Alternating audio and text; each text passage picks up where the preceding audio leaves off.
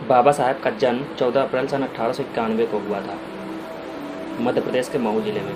बाबा साहब एक बहुत ही महान व्यक्ति थे। उनके ऐसा महान व्यक्ति शायद ही कोई इस पूरी दुनिया में हो। बाबा साहब बहुत ही बड़े पुस्तक प्रेमी थे। तो बाबा साहब के विचार के बारे में हम बात करने जा रहे हैं, तो चलिए स्टार्ट करते हैं। शिक्षा एक शेरनी का दूध है, जो इसे पिएगा वही दहाड़ेगा।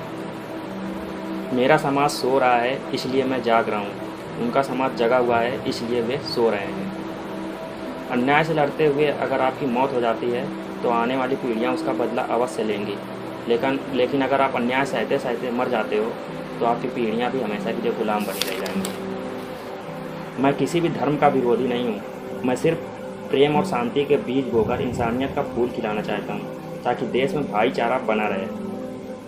ब्राह्मणवादी शोषण ब्राह्मणों के ज्ञान की वजह से नहीं, बल्कि शूद्रों के अज्ञान की वजह से है। विचारों को पढ़कर बदलाव नहीं आता, विचारों पर चलकर बदलाव आता है। बदला लेने की नहीं, बदलाव लाने की सोच रखो। राज उनका ही होगा जिनका समाज संगठित होगा। हमारी मुख्य समस्या हमारी गरीबी नहीं है, बल्कि धर्म और समाज है, जिसमें जाति के आधार पर हमारा धार्मिक, सामाजिक, आर्थिक एवं राजनैतिक शोषण हो रहा है। अगर मरने के बाद भी जीना चाहते हो तो एक काम जरूर कर जाना, पढ़ने लायक कुछ लिख जाना है, लिखने लायक कुछ कर जाना। एक इतिहास लिखने वाला इतिहासकार सटीक, निष्पक्ष और ईमानदार होना चाहिए। ज्ञान हर व्यक्ति के जीवन का आधार है।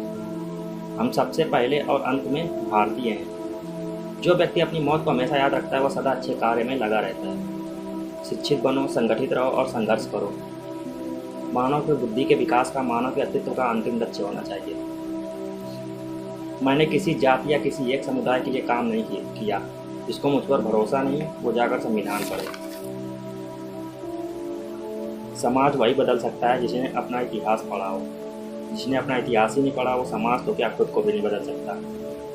यदि आप मन से स्वतंत्र हैं तभी आप वास्तव में स्वतंत्र हैं। अगर मुझे लगेगा कि मेरे बनाए द्वारा संविधान का दुरुपयोग किया जा रहा है तो सबसे पहले मैं इसे जलाऊंगा।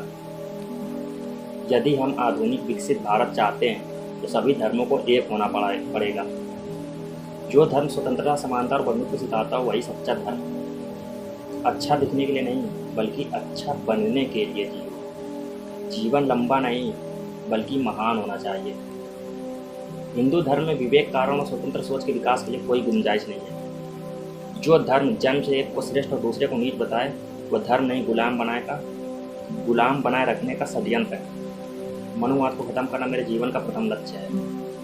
उदासीनता सबसे खतरनाक बीमारी है जो लोगों को प्रभावित कर सकती है। देश के विकास के लिए अपनी बुद्धि की विकास की आवश्यकता है।